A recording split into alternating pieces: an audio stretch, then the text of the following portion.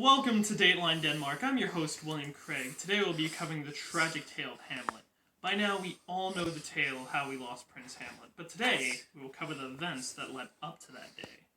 Join me as we delve into this tale of treachery, incest, and deceit, as we try to understand how this happened. According to our sources, the tragic tale began 2 months after the death of King Hamlet.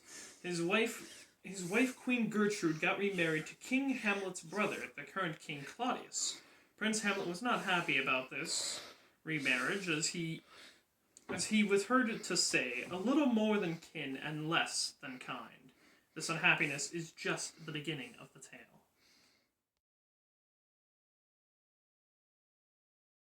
This is where our tale takes a spooky turn. Word has it that Horatio and Prince Hamlet were told by the guards about the ghost of King Hamlet walking around the grounds of the castle at night.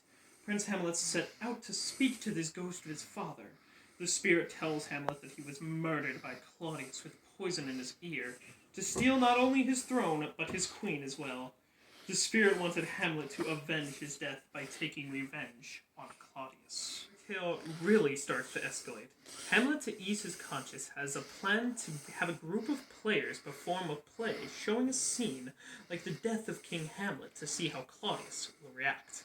Hamlet was heard to say, "The play's the thing wherein I'll catch the conscience of the king." Hamlet's suspicions are confirmed when Claudius stops the play after the murder scene. Hamlet is then summoned to his mother's room, where he confronts her about the incestuous marriage, where then he ends up stabbing Polonius, the father of Ophelia and Laertes, thinking he was Claudius spying.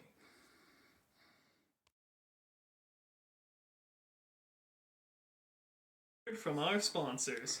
Do you have a duel coming up? Do you want to win? Entrust your victory to Rosencrantz and Guildenstern. Foils, made from the highest quality materials. You can trust Rosencrantz and Guildenstern. They'll never stab you in the back. Oh, how our tale has turned.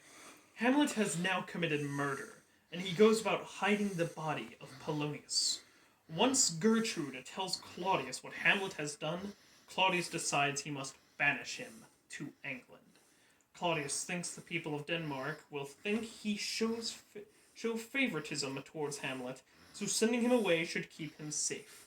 He knows Hamlet is suspicious of him, so he sends Hamlet off to England with Rosencrantz and Guildenstern, with plans he should not return.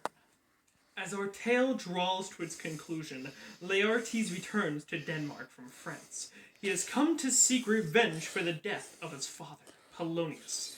As he says, "To this point I stand, that both the worlds I give to negligence.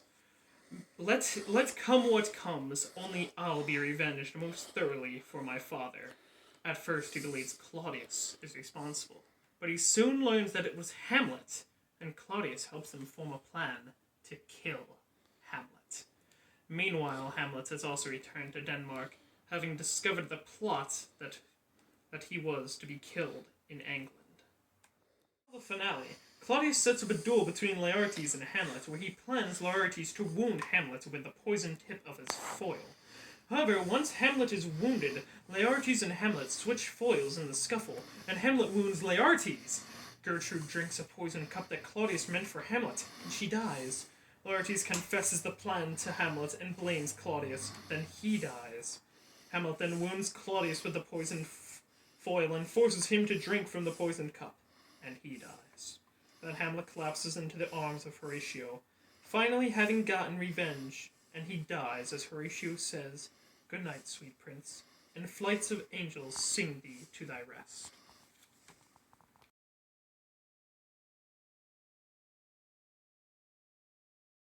Wow! All I can say is, what a tragedy! I want to thank everyone for joining me today. Maybe now we can have a better understanding of how something like this could have taken place. This is William Craig. Thank you, and good night.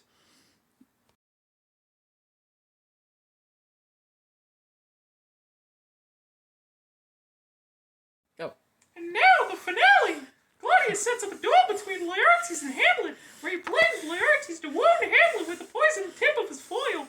However, once Hamlet is wounded, Laertes and Hamlet switch foils in the scuffle, and Hamlet wounds Laertes. Gertrude drinks a poisoned cup that Claudius meant for Hamlet, and she dies.